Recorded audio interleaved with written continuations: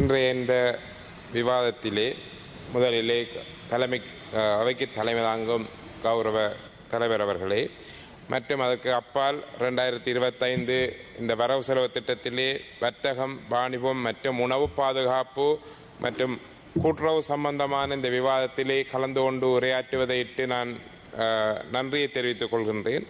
முதற்கட்டமாக இந்த உணவு சம்பந்தமான விடயத்திலே ஒரு கவிஞனின் தனியொரு மனிதனுக்கு உணவில்லை எனில் இந்த ஜகத்தினையே அழித்திடுவோம் என்பதற்கமைய இந்த உணவு பாதுகாப்பு என்பது, உணவு வழங்கல் என்பதும், உணவு கிடைக்கப்பெற வேண்டும் என்பது மிக முக்கியமான விடயமாக இருக்கின்றது.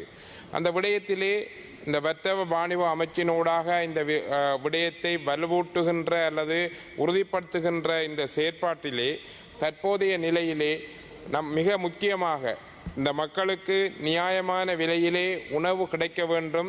அந்த அடிப்படையிலே இந்த உங்களுடைய அரசாங்கம் கூட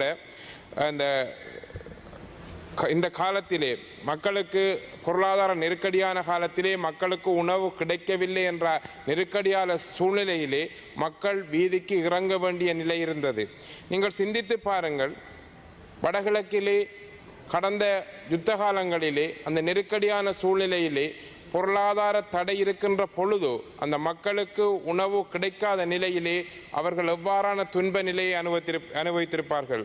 இன்று நாம் விலை அதிகரிப்பு மற்றும் பல்வேறு செயற்பாடுகளினால் பாதிக்கப்படுகின்ற பொழுது நாம் இந்த விடயத்திலே மிக ஆர்வமாக மிகவும் ஒரு உத்வேகத்துடன் செயற்படுகின்றோம். அந்த வகையிலே வடகிழக்கு பகுதியிலே குறிப்பாக மட்டக்களப்பு மாவட்டத்திலே இந்த கூட்டுறவு துறையை விரிவுபடுத்த வேண்டிய, மேன்மைப்படுத்த வேண்டிய ஒரு நிலைப்பாடு இருக்கின்றது. அந்த பகுதியிலே உணவு உற்பத்திகள் இருக்கின்றன. மிக பிரதானமாக நாம் முன்னர் கூறியது போன்று விவசாய உற்பத்திகள் இருக்கின்றன, கடல் சார்ந்த உற்பத்திகள் இருக்கின்றன, கால்நடைகள் சார்ந்த உற்பத்திகள் இருக்கின்றன. இந்த விடயத்திலே இந்த கூட்டுறவு துறையை வலுப்படுத்தி அந்த பிரதேசத்திலே அந்த மக்களுக்கு ஒரு வலுவான உணவு பாதுகாப்பு முறையையும் நியாயமான விலையில் கிடைப்பதற்கு இந்த கூட்டுறவு துறையை மேலும் ஒரு வலுவுள்ள ஒரு வருமானம் உள்ள துறையாக மாற்ற வேண்டிய பொறுப்பு இருக்கின்றது. மட்டக்களப்பு மாவட்டத்திலே பல்வேறு இடங்களிலே இந்த கூட்டுறவு நிறுவனங்கள் இயங்கி வருகின்றன. ஆனால் பல்வேறுபட்ட சிரமங்களுக்கும் பல்வேறுபட்ட நெருக்கடிகளுக்கும் ஆளாயிருக்கின்றன. பல கூட்டுறவு நிறுவனங்கள் வருமானத்தை ஈட்டிக் கொள்கின்ற பொழுதும் பல கூட்டுறவு நிறுவனங்கள் மிகவும் நட்டத்தில் இயங்குகின்ற, அதை கொண்டு செல்ல முடியாத நிலை இருக்கின்றது.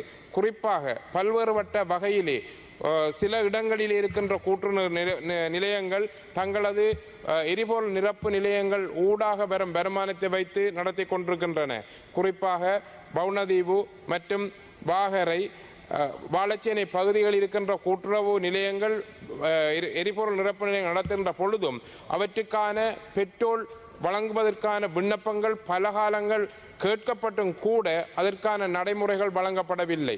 உண்மையிலே இந்த விடயங்களிலே கூட்டுறவுத்துறை அமைச்சர் என்ற வகையிலே அந்த பிரதேசங்களிலே இருக்கின்ற அந்த கூட்டுறவு நிறுவனங்களுக்கு தேவையான அரச அனுமதிகள் கிடைக்கப்படுவதற்கான ஏற்பாடுகளை நீங்கள் செய்து கொடுக்கப்பட வேண்டும். மற்றது மிக முக்கியமாக இந்த கூட்டுறவு துறையானது மாகாண சபையின் ஊடாகவே கூடுதலாக பரிபாலிக்கப்படுகின்றது.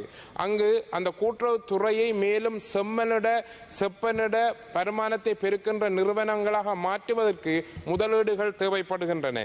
அந்த முதலீடுகளை கொடுப்பதற்கு மாகாண சபை அதிகாரங்கள் ஊடாக பெரிய அளவிலே செய்ய முடியாது இருக்கின்றது. மிக கூடிய அளவிலே அவர்கள் ஒரு 2 மில்லியன் நிதியுதவியே கடனாக கொடுக்கின்றார்கள். ஆகவே இந்த விடயத்திலே நாம் மிக கேட்டுக்கொள்வது, மாகாண சபையை வலுப்படுத்துகின்ற அந்த சட்டத்திட்டங்கள் வலுவாக்கப்பட வேண்டும். எல்லா விடயங்களிலும் அந்த அதிகாரங்களை வலுப்படுத்தி அவர்களுக்கான பாரிய நிதி ஒதுக்கீடுகள் வரவு செலவு திட்டத்தின் ஊடாக மாகாண சபைகளுக்கு ஒதுக்கப்படுற நிதிகள் கொண்டு செல்கின்ற பொழுதுதான் அந்த மாகாண சபைகளின் ஊடாக ஒதுக்கப்படுற நிதிகள் அல்லது அந்த கடனுதவிகள் கூட்டுறவு நிலையங்களை சென்று சேரும். இந்த மட்டக்களப்பு மாவட்டத்திலே விவசாய பொருட்களை பாதுகாப்பதற்காக உதாரணமாக நெல் உற்பத்தி பெருமளவில் நடைபெறுகின்ற பொழுது மழையினால் பாதிக்கப்படுற நெற்களை உலர்த்துவதற்கு கூட பாரிய வசதிகள் இல்லை. இந்த விடயங்களை கூட கூட்டுறவு நிறுவனங்களினால் செய்து கொள்ள முடியும். ஆனால் அந்த கூட்டுறவு நிறுவனங்களுக்கு அந்த காய வைக்கின்ற பொறிமுறைகளை மேற்கொள்வதற்கான ஒரு பாரிய நிதி பற்றாக்குறை இருக்கின்றது. அதை பெற்றுக்கொள்வதற்கான வழிமுறைகள் கூட அவற்றுக்கு இல்லை. நெல்லை சேமித்து வைப்பதற்கான சேமிப்பு கூடங்கள் அல்லது அரிசி ஆலைகளை கூட கூட்டுறவு சபைகளினால் நடத்த முடியும். அவற்றை செய்வதற்கு அல்லது முதலீடு செய்வதற்கான நிதி ஒதுக்கீடுகள் கூட இல்லை. ஆகவே இவ்வாறான விடயங்களை கூட்டுறவு துறையை மட்டக்களப்பு மாவட்டத்திலே மெல்மேலும் வலுப்படுத்துறதுக்கு அந்த விடயங்களின் ஊடாக கூட்டுறவுத்துறை தனது சொந்த வருமானத்தின் மூலம் நடத்தப்பட வேண்டும் என்றாலும் கூட அந்த நிறுவனங்கள் ஆரம்பத்திலே முதலீடு செய்வதற்கான முதலீட்டு திட்டம் ஒன்றுக்கான வழிவகைகள் அந்த பிரதேசத்தில் இல்லாமல் இருக்கின்றது. அந்த விடயத்திலேயும் உங்கள் கவனத்தை நான் ஈர்க்க விரும்புகின்றேன். அதற்கு அப்பால் சதோச நிறுவனங்களும் அங்கு உணவு பொருட்களை விற்பனை செய்வதில் ஈடுபட்டு கொண்டிருக்கின்றன. ஆக மட்டக்களப்பு மாவட்டத்தில் 6 லட்சம் மக்கள் வாழ்கின்ற பிரதேசத்தில் அடிக்கடி இந்த உணவு பற்றாக்குறை அல்லது உணவு விலையேற்றங்கள் அரிசி தட்டுப்பாடு ஏற்படுகின்ற பொழுதில் நீங்கள் இந்த சொல்லுகின்ற விடயம் சதோச நிறுவனங்கள் ஊடாக நாடு முழுவதும் விநியோகிக்கப்படுகின்றது என்று. ஆனால் 6 லட்சம் மக்கள் இருக்கின்ற மிக பரந்துபட்ட பிரதேசத்தில் 3 சதோச நிறுவனங்கள் மட்டுமே அங்கு இருக்கின்றன.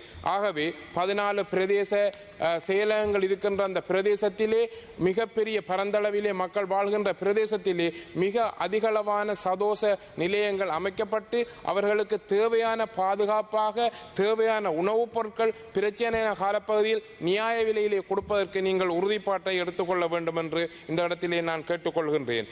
அதனோடு சில விடயங்களிலே அது மாகாண சபையின் ஊடாக என்றாலும் சரி அந்த கூட்டுறவு நிலையங்களிலே அரச உத்தியோகத்தர்களுக்கு பற்றாக்குறை நிலவுகின்றது. மிக முக்கியமாக மாவட்டத்துக்கு பொறுப்பான ஏசிடிபி உத்தியோகத்தர்கள் நிரந்தரம் இல்லாமல் தற்காலிக அடிப்படையிலே இயங்கிக் கொண்டிருக்கின்றார்கள்.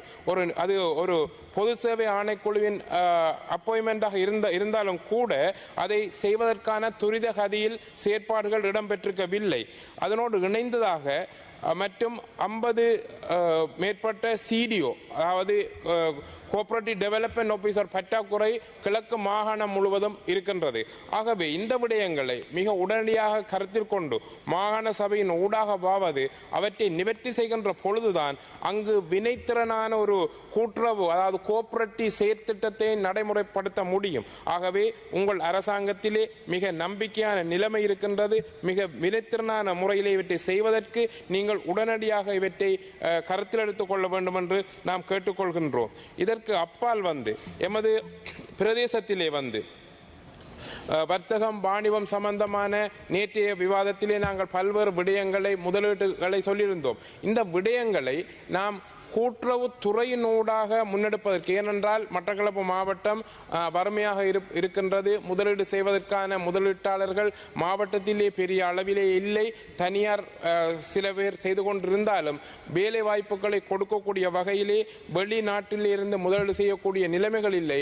இந்த விடயங்களை கருத்தில் கொண்டு அந்த முதலீட்டு திட்டங்களை கூட்டுறவு அமைப்பின் ஊடாக செய்வதற்கான வேலை திட்டங்களை முன்னெடுப்பீர்கள் என்ற நம்பிக்கை இருக்கின்றது. அதனோடு இணைந்ததாக இந்த மற்றும் அந்த நெருக்கடிகள் ஏற்படுகின்ற இந்த வேலை திட்டங்கள் அதனோடு இணைந்ததாக உணவுப் பொருள் பாதுகாப்பு சம்பந்தமாக பல்வேறு மாவட்டத்திலே சீரான உணவு விநியோகம் சம்பந்தமான செயற்பாடுகளிலும் உங்கள் அமைச்சின் ஊடாக மாவட்டம் முழுக்க ஒரு சிறப்பான சேவையை செய்து உங்களுடைய அந்த கூட்டுறவுத்துறையின் நம்பிக்கையை மக்களுக்கு கொண்டு செல்ல வேண்டும் என்று கேட்டுக்கொண்டு எனது உரையை முடித்துக் கொள்கிறேன். நன்றி.